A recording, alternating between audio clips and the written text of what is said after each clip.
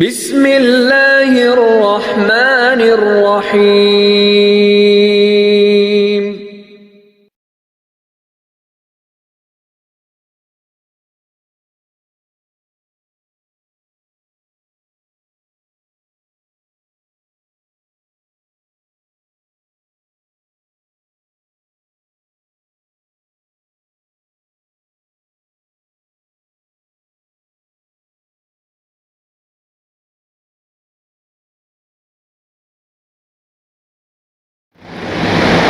السلام علیکم ورحمۃ اللہ وبرکاتہ۔ الحمد للہ نحمده ونستعینه ونستغفره ونؤمن به ونتوکل علیہ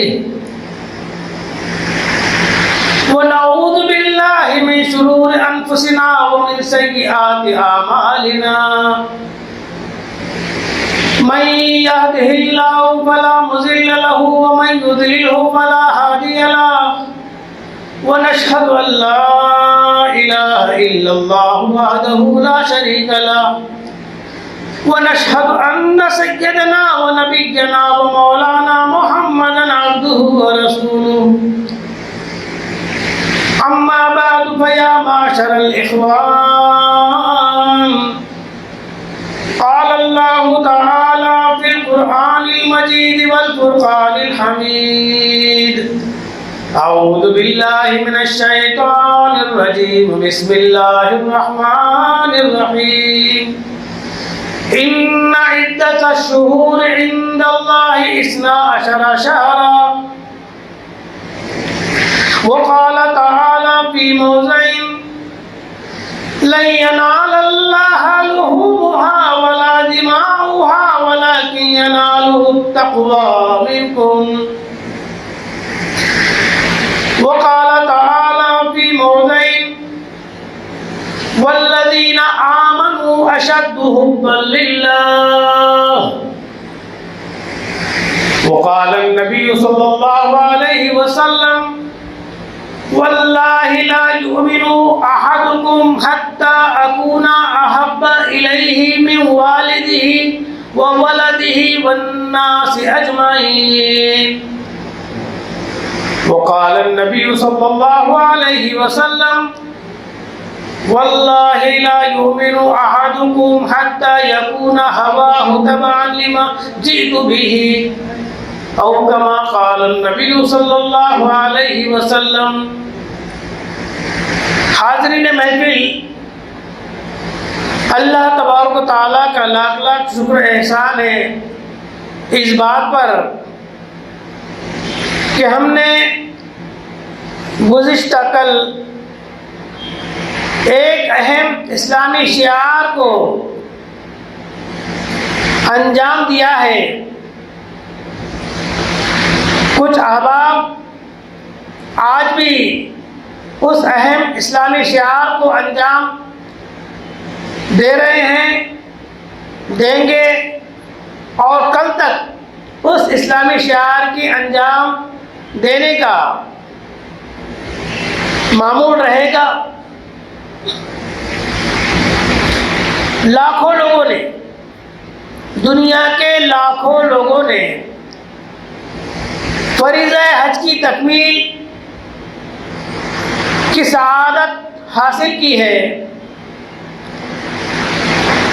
چاہے وہ حج ہو، چاہے وہ قربانی ہو۔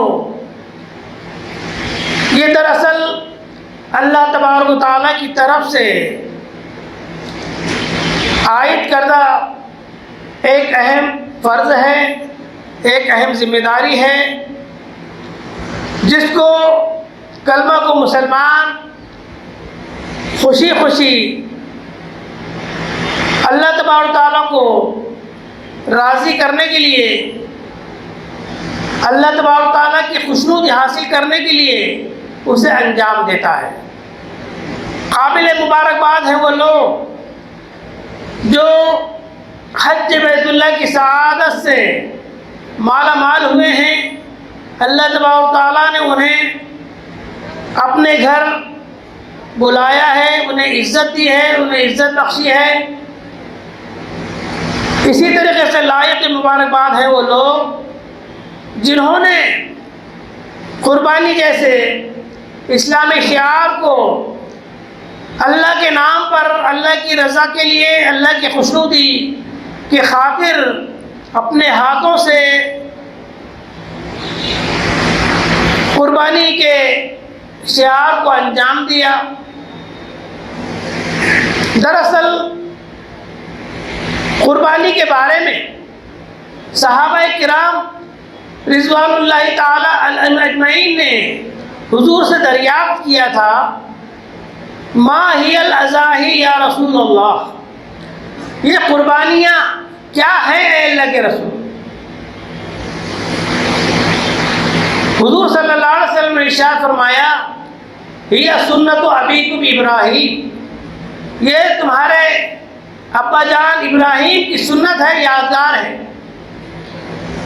صحابہ نے عرض کیا تھا، یا رسول اللہ فما لنا فیہا یا رسول اللہ، ہمارے لیے اس میں کیا ہے اے اللہ کے رسول؟ قال بکل شعرۃ حسنہ، حضور نے فرمایا کہ قربانی میں جو جانور ذبح کیا جاتا ہے اس جانور کے ہر بال کے بدلے ایک نیکی۔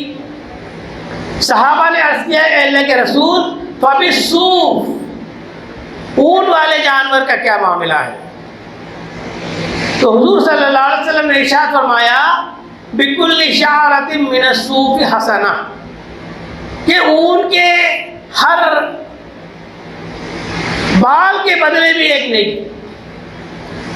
حضور اکرم صلی اللہ علیہ وسلم نے بہت سخت وعید سنائی ہے، تنبیہ فرمائی ہے اس شخص کے لیے جو صاحب حیثیت اور مالک نصاب ہونے کے باوجود، قربانی کی وسعت اور قدرت رکھنے کے باوجود اگر وہ قربانی نہ کرے تو ایسا شخص ہماری عیدگاہ کے قریب بھی نہ آئے۔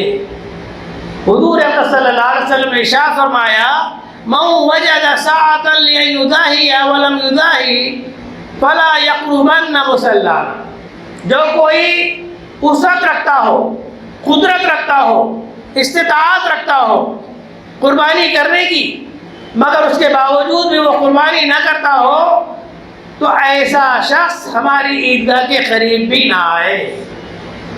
قربانی دراصل یہ اللہ تبارک تعالیٰ سے تقرب حاصل کرنے کا ایک ایسا ذریعہ ہے، جس طرح نماز اللہ تبارک تعالیٰ سے تقرب کا ایک ذریعہ ہوتی ہے۔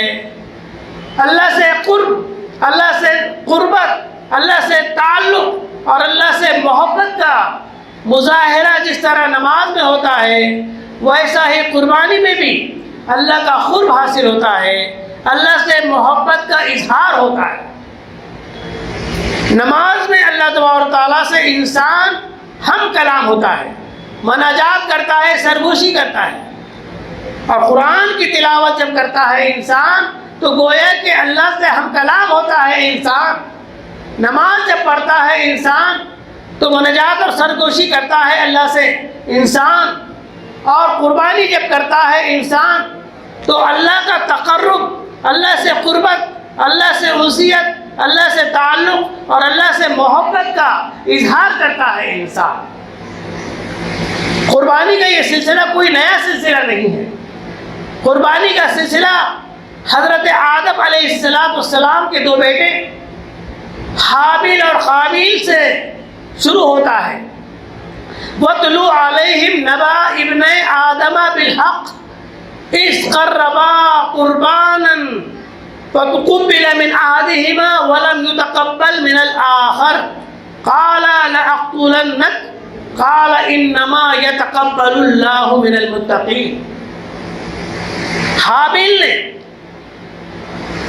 انہیں اللہ تبارک تعالیٰ نے قرآن کریم میں یہ بات ارشاد فرمائی کہ ذکر کیجئے ان سے، حضرت آدم کے دو بیٹوں کا قصہ بیان کیجئے جب ان دونوں نے اللہ کی بارگاہ میں قربانی کا نذرانہ پیش کیا۔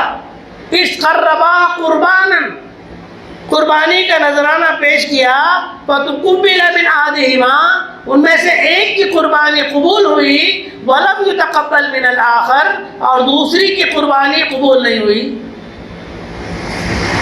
تو وہ دوسرا قابل غصے کے مارے آگ بگولا ہو گیا، جذبات سے مغلوب ہو گیا، کہنے لگا حابیل سے لَأَقْتُلَنَّكَ، میں تجھے قتل کر دوں گا۔ تو حابیل نے کہا انما یتقبل اللہ من المتقین، دراصل اللہ تبارک و تعالیٰ قربانی جو قبول کرتے ہیں وہ متقیوں کی قربانی قبول کرتے ہیں، متقی اور پرہیزگار اور اللہ سے ڈرنے والوں کی قربانی اللہ تبارک و تعالیٰ قبول کرتے ہیں۔ اس کے بعد اور مزید دونوں کی بات ہے، قال لئن بسطت الی یدک لتقتلنی ما انا بباسط یدی الیک لاقتلک انی اخاف اللہ رب العالمین۔ حابیل نے قابیل سے کہا اگر تم مجھے مارنے کے لیے اپنا ہاتھ بڑھاؤ تو میں اپنا ہاتھ نہیں بڑھاؤں گا تمہیں مارنے کے لیے، انی اخاف اللہ رب العالمین، میں اللہ تبارک و تعالیٰ سے جو رب العالمین ہے اس سے خوف کھاتا ہوں۔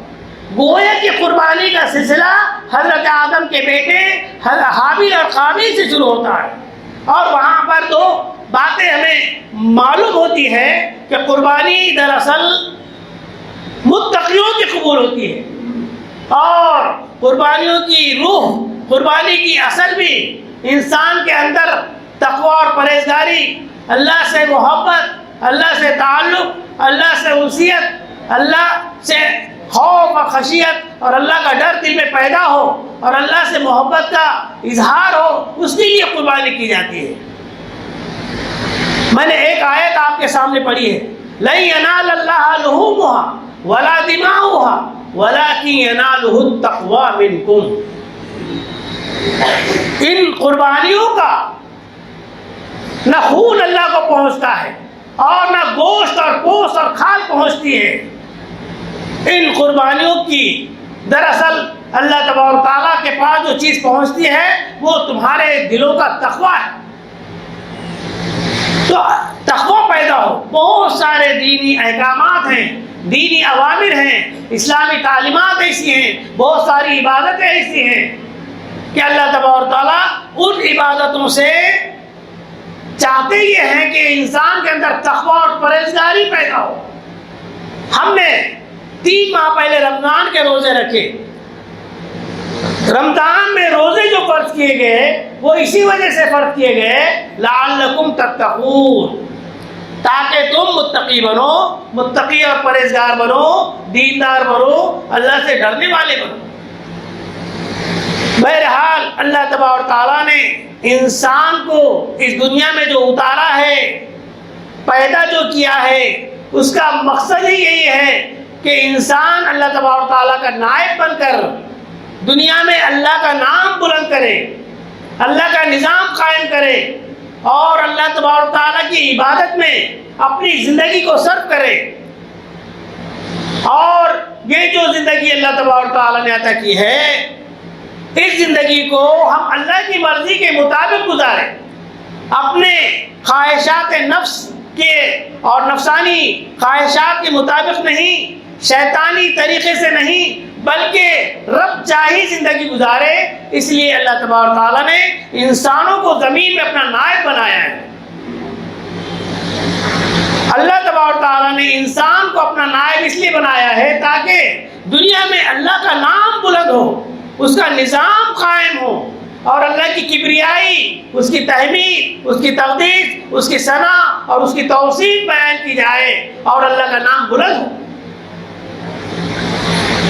حج جو اسلامی ارکان میں سب سے اہم رکن ہے، حج بیت اللہ اور کعبے کا طواف دراصل اللہ تبارک و تعالیٰ کے گھر کا طواف ہے۔ جیسا کہ ہم اچھی طرح جانتے ہیں کہ کعبے کا جو محل وقوع ہے اللہ تبارک و تعالیٰ کے عرش معلیٰ کے بالکل نیچے ہیں۔ جس طرح فرشتے عرش معلیٰ کا طواف کر رہے ہیں، وہ ایسا ہی دنیا میں بسنے والے انسان، اللہ کو ماننے والے مسلمان اللہ کے گھر کا یہ طواف کر رہے ہیں۔ حج ایک ایسا فریضہ ہے جس کی تمنا، آرزو، خواہش ہر مومن اور مسلمان کے دل میں پیوست ہوتی ہے۔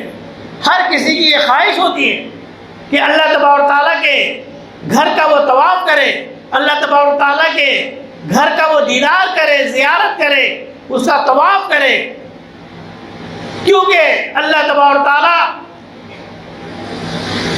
حج کرنے والے کے گناہ کو ایسے معاف کر دیتے ہیں جیسا وہ آج ہی پیدا ہوا ہو۔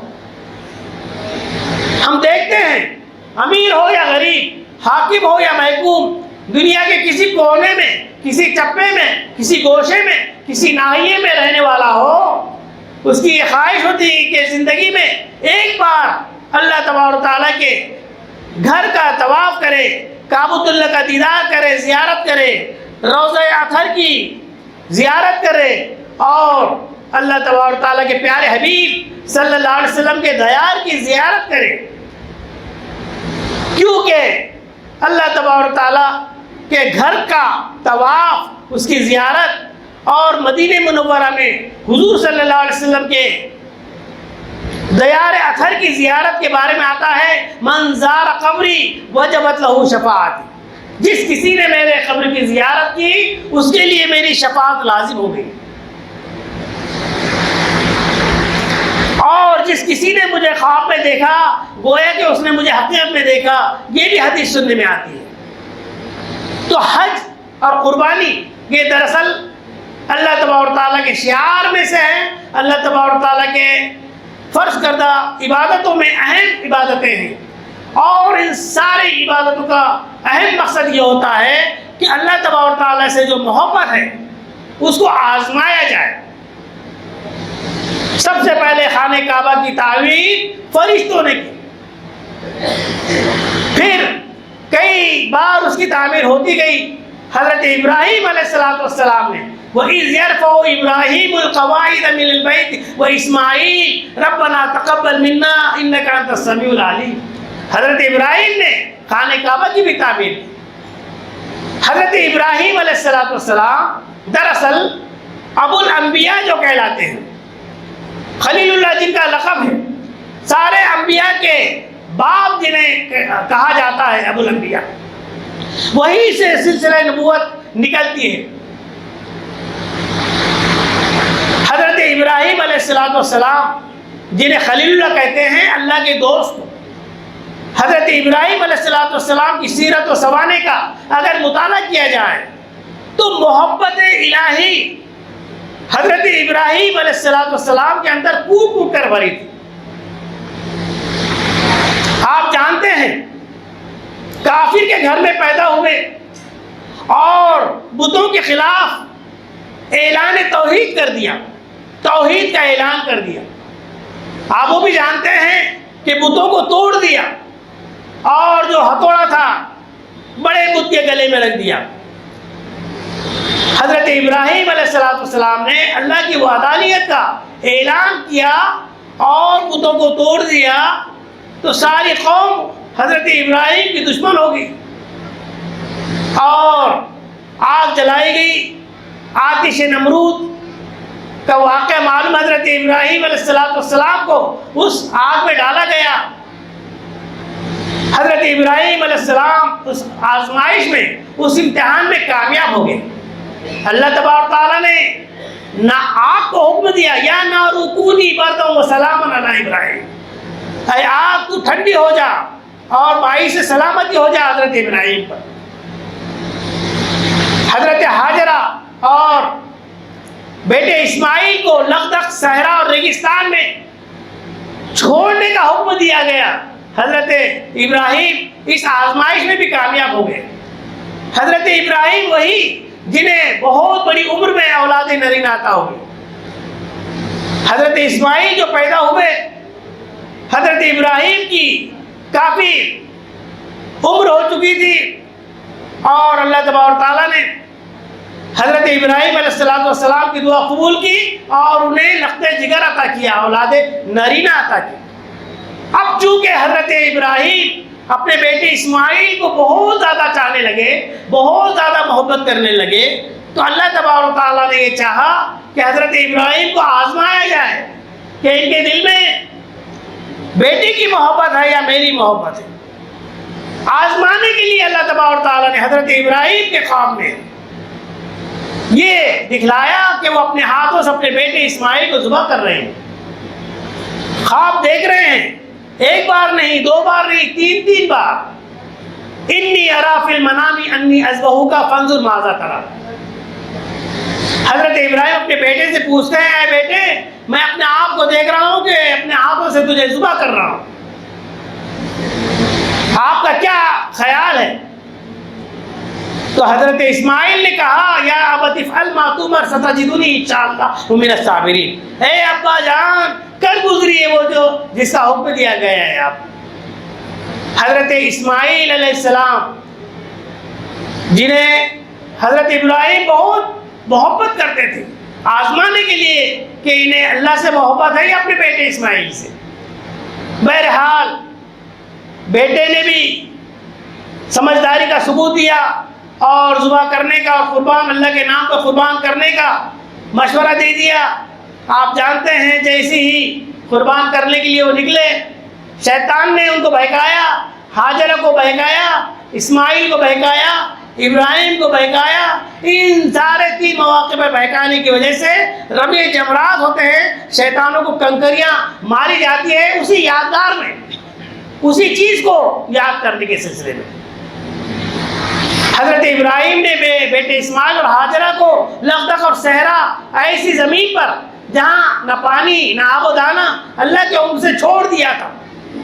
حضرت ہاجرہ پیاس کے مارے ادھر سے ادھر بھاگتی، پانی تلاش کرتی۔ بہرحال آپ کا ادھر سے ادھر بھاگنا سعی بین الصفا والمروہ ایک شعار بن گیا۔ آپ کے پیروں کا رگڑنا، ایڑیاں رگڑنا، وہاں سے چاہے زمزم نکلنا، یہ بھی ایک متبرک اور بابر کا چیز بن گئی۔ تو چاہے صفا و مروہ کے درمیان سعی ہو، خانہ کعبہ کا طواف ہو، رمی جمرات ہو، یہ سارے کے سارے اسلامی شعار ہیں۔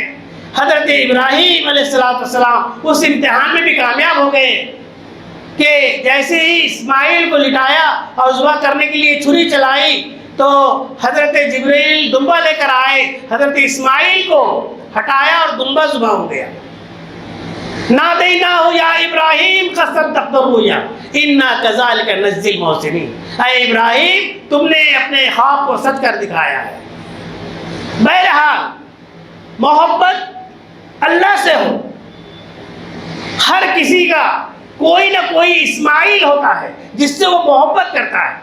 کسی کے والدین اس کے اسماعیل ہو سکتے ہیں، کسی کی اولاد اس کی اسماعیل ہو سکتی ہے، کسی کی مال و دولت اس کے لیے اسماعیل کی حیثیت رکھتی ہو، پراپرٹی اور جائیداد، کسی کا عہدہ اور منصب اس کے لیے اسماعیل کی حیثیت رکھتا ہو کہ اسی سے محبت کرتا ہو۔ بہرحال اللہ تبارک و تعالیٰ نے یہی فرمایا ہے لن تنالوا البر حتی تنفقوا مما تحبون۔ تم نیکی کو پہنچ نہیں سکتے، ہرگز نہیں پہنچ سکتے تب تک کہ تم اپنی اس محبوب اور پسندیدہ چیز کو اللہ کی راہ میں خرچ نہ کر دو۔ میں نے سب سے پہلے جو آیت ذکر کی اس میں یہ بتایا گیا ہے کہ والذین آمنوا اشد حبا للہ، کہ جو اہل ایمان ہوتے ہیں وہ اللہ سے غایت درجے محبت رکھتے ہیں۔ قربانی کا بھی یہی مقصد ہے، حج کا بھی یہی مقصد ہے کہ ہم اللہ سے محبت کرنے والے بن جائیں اور ہماری ساری محبتیں اللہ کے محبت کے بعد ہو۔ حدیث میں بھی یہی فرمایا گیا حضور اکرم صلی اللہ علیہ وسلم کی محبت کے بارے میں، قسم اس ذات کی جس کے قبضے میری جان ہے، کوئی شخص کامل اور مکمل مسلمان ہو نہیں سکتا جب تک کہ میں اس کے نزدیک سب سے زیادہ محبوب نہ ہو جاؤں، اس کے والدین سے زیادہ محبوب نہ ہو جاؤں، اس کے اولاد سے زیادہ محبوب نہ ہو جاؤں اور دنیا کے تمام لوگوں سے محبوب نہ ہو جاؤں۔ اور حدیث میں آتا ہے، دوسری حدیث جو میں نے آپ کے سامنے پڑھ کر سنائی ہے، اس کا ترجمہ یہ ہے کہ حضور اقدس صلی اللہ علیہ وسلم نے ارشاد فرمایا واللہ لا یؤمن احدکم حتی یکون ہواہ تبعا لما جئت بہ، اس ذات کی قسم جس کے قبضے میری جان ہے، تم میں کوئی شخص کامل اور مکمل مسلمان ہو نہیں سکتا جب تک کہ اس کی تمام خواہشات، تمام امور، تمام تعلیمات، تمام چیزیں، تمام معاملات میرے اللہ دین کے تابع نہ ہو جائے، چاہے پھر وہ حج ہو، زکوٰۃ ہو، روزہ ہو، نماز ہو، قربانی ہو۔ قربانی کا بھی یہی اہم مقصد ہے کہ ہم اللہ کو راضی کرنے کے لیے، اللہ کو خوش کرنے کے لیے، اللہ کے نام پر، کیونکہ حضرت ابراہیم نے حضرت اسماعیل کو ذبح کرنے کی جو نیت کی، اس سے پہلے بنی نوع انسان دیوی اور دیوتا کے نام پر انسانی جانوں کی بھیٹ دیا کرتے تھے، اس سلسلے کو ختم کرنے کے لیے جانوروں کی قربانی فرض کی گئی ہے۔ اللہ تبارک تعالی ہمیں زندگی کے تمام ارکان میں، دینی تمام تعلیمات میں اللہ تبارک تعالی سے محبت کو غالب رکھنے کی توفیق عطا فرمائے۔ قرآن کریم میں صراحت کے ساتھ یہ بات کہی گئی ہے، قل ان کان آباؤکم وابناؤکم وازواجکم وعشیرتکم واموال اقترفتموها وتجارۃ تخشون کسادها ومساکن ترضونها احب الیکم من اللہ ورسولہ وجہاد فی سبیلہ فتربصوا حتی یأتی اللہ بامرہ واللہ لا یہدی القوم الفاسقین۔ کہہ دو اے محمد صلی اللہ علیہ وسلم، اگر تمہیں زیادہ محبوب ہو، تمہارے آبا و اجداد تمہیں زیادہ محبوب ہو، تمہیں تمہاری اولاد زیادہ عزیز ہو، تمہاری بیویاں تمہیں زیادہ عزیز ہو، تمہارے شوہر زیادہ عزیز ہو، اور تمہاری دولت تمہیں زیادہ عزیز ہو، اور تمہاری تجارت جس کے نفع و نقصان کا خدشہ تمہیں لگے رہتا ہے وہ زیادہ عزیز ہے، اور اگر تمہارے وہ گھر جس میں تم رہتے ہو وہ زیادہ محبوب اور عزیز ہو، فتربصوا تو انتظار کرو اللہ تبارک تعالیٰ کی طرف سے کسی عذاب کے آنے کا۔ ان اللہ لا یہدی القوم الفاسقین، بے شک اللہ تبارک تعالیٰ ایسی قوم کو جو فسق و فجور میں مبتلا ہو اسے ہدایت نہیں دیتے۔ آج ہم دیکھ رہے ہیں کہ ہمارے دلوں میں اللہ اور رسول کی اتنی محبت نہیں ہے جتنی محبت ہونا چاہیے۔ ہمیں مال سے محبت ہے، ہمیں دولت سے محبت ہے، ہمیں دنیا سے محبت ہے۔ ان الانسان لربہ لکنود وانہ علی ذلک لشہید انہ لحب الخیر لشدید۔ انسان خدا کا بڑا ناشکرا ہے اور خود اس کی زندگی اس بات پر گواہ ہے۔ حقیقت یہ ہے انہ لحب الخیر لشدید کہ انسان مال کی محبت میں گرفتار ہے۔ نماز ہو، حج ہو، قربانی ہو، یہ دراصل اللہ تبارک تعالیٰ سے محبت کے مظاہر ہیں۔ ہمیں ہر حال میں اللہ اور رسول سے محبت ہونا چاہیے۔ حق پر ہو تو جینے کا سامان بہت ہے، حق پر ہو تو جینے کا سامان بہت ہے، دین سے جو دور ہے پریشان بہت ہے۔ ڈھونڈو نہ کامیابی کا کوئی اور طریقہ، انسان کی ہدایت کے لیے قرآن بہت ہے۔ ہم اپنے سوسائٹی اور سماج کو دیکھتے ہیں، قلب میں سوز نہیں، روح میں احساس نہیں، قلب میں سوز نہیں، روح میں احساس نہیں، کچھ پیغام محمد کا تمہیں پاس نہیں۔ علامہ اقبال نے کہا تب آزاد پہ قید رمضاں بھاری ہے، تب آزاد پہ قید رمضاں بھاری ہے، تم ہی کہہ دو کیا یہی آئین وفاداری ہے؟ کس قدر گراں تم پہ صبح کی بیداری، کس قدر گراں تم پہ صبح کی بیداری ہے، ہم سے کب پیار ہے، ہاں نیند تمہیں پیاری ہے۔ بہت ساروں نے جس دن قربانی کا فریضہ انجام دیا اس دن بھی انہوں نے فجر کی نماز ادا نہیں کی ہوگی۔ نماز فجر کا اہتمام کیجیے، قرآن کی تلاوت کا اہتمام کیجیے، تمام نمازوں کا اہتمام کیجیے، اور اللہ اور رسول کی محبت اپنے دل میں پیوست کیجیے۔ علامہ اقبال نے کہا کہ محمد سے وفا تو نے تو ہم تیرے ہیں، کہ محمد سے وفا تو نے تو ہم تیرے ہیں، یہ جہاں چیز ہے کیا لوح و قلم تیرے ہیں۔ اللہ تبارک تعالیٰ ہمیں ہر معاملے میں اللہ تبارک تعالیٰ سے محبت کرنے اور حضور صلی اللہ علیہ وسلم سے محبت کرنے اور ان دونوں کے احکامات پر عمل کرنے کی توفیق عطا فرمائے۔ وآخر دعوانا ان الحمدللہ رب العالمین۔ یہاں پر بہت سارے مسائل حل کیے جاتے ہیں۔ مسجد جمیل بیگ کے جو کام ہیں سیاسی، سماجی، تعلیمی، ان سارے کاموں کی فہرست ذکر کرنا مقصود نہیں ہے۔ لاکھوں روپے کا بجٹ ہے اور یہ لاکھوں روپے کا بجٹ آپ ہی جیسے مخیر حضرات سے پورا ہوتا ہے. آپ ان کاموں کے لیے دامے درہمے سخنے تعاون کیجیے، دستے تعاون بڑھائیے. لوگ آپ کی خدمت میں آئیں گے اور نماز کی ادائیگی کے بعد آفس میں بھی ذمہ دار بیٹھتے ہیں. بڑی رقم اگر دینا چاہ رہے ہیں اور ریسپٹ اور رسید لینا چاہتے ہیں تو نماز کے بعد بھی آپ اپنا چندہ دے سکتے ہیں. ہمیں ان سماجی کاموں میں بڑھ چڑھ کر حصہ لینے کی توفیق عطا فرمائے. وآخر دعوانا ان الحمد للہ رب العالمین.